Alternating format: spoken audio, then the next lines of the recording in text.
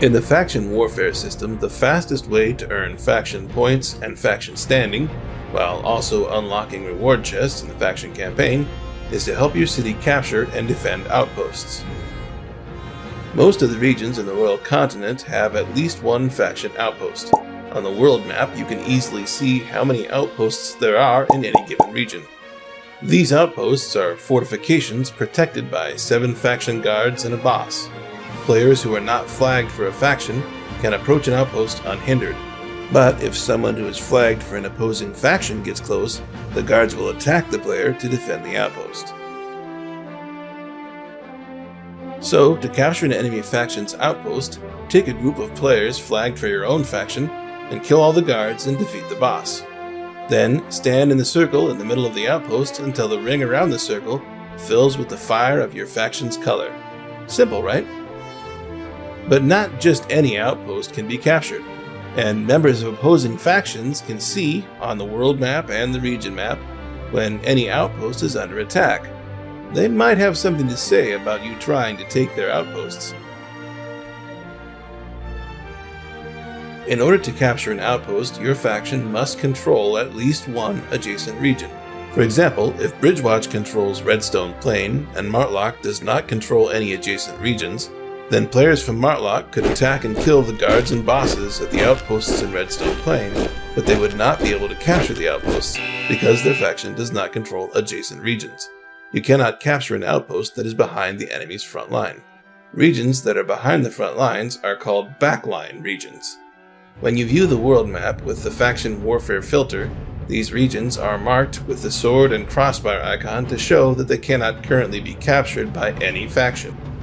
However, the icon only appears in regions that no faction can take from their current owner. Therefore, it's important to look carefully at the roads leading into the region you want to capture, and make sure it's connected to at least one region that is controlled by your faction. To take control of a region, simply capture more of its outposts than any other faction.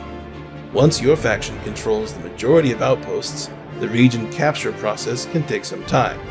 You can see a progress bar at the top of the screen and on the world map just above the name of the region. Holding more outposts speeds up the process. For example, in a region with 5 outposts, your faction will take over faster if you seize and hold all 5 than if you only hold 3 of the outposts. In blue and yellow regions, faction combat is not lethal. Players who are defeated by other faction members here do not die and lose their items. Instead, they respawn at a nearby outpost controlled by their faction. However, your faction must maintain control of every region in a supply line leading back to your home city. In a cut-off region, your faction cannot capture outposts or respawn. If you are knocked down, you will respawn in a nearby region if possible. If you're knocked down too far behind enemy lines, you'll lose your faction flag and respawn at the region entrance. Of course, if you're knocked down by a monster or an NPC, and you haven't been damaged by an enemy player or faction boss recently, you can get back up, so you never need to respawn. If you do get knocked down and respawn, don't forget to take advantage of the convenient repair station found in every faction outpost. Anyone can use these repair stations, even members of opposing factions. This lets you stay in the action near the front lines, so you don't have to ride all the way back to the city to repair your gear. In addition to earning faction points by capturing a region, all factions except the Caerleon Bandits also passively earn points for the regions they already control. Players with their faction flag enabled automatically earn points and standing periodically. Each region has its own strategic value. This is illustrated by the number of stars shown when viewing the world map with the faction warfare filter. More stars mean the region is worth more faction points. Regions in blue and yellow zones are typically worth fewer faction points than similar regions in red zones.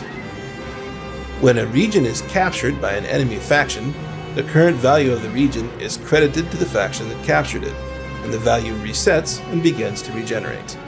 The yellow progress bar below the stars shows the region's point regeneration.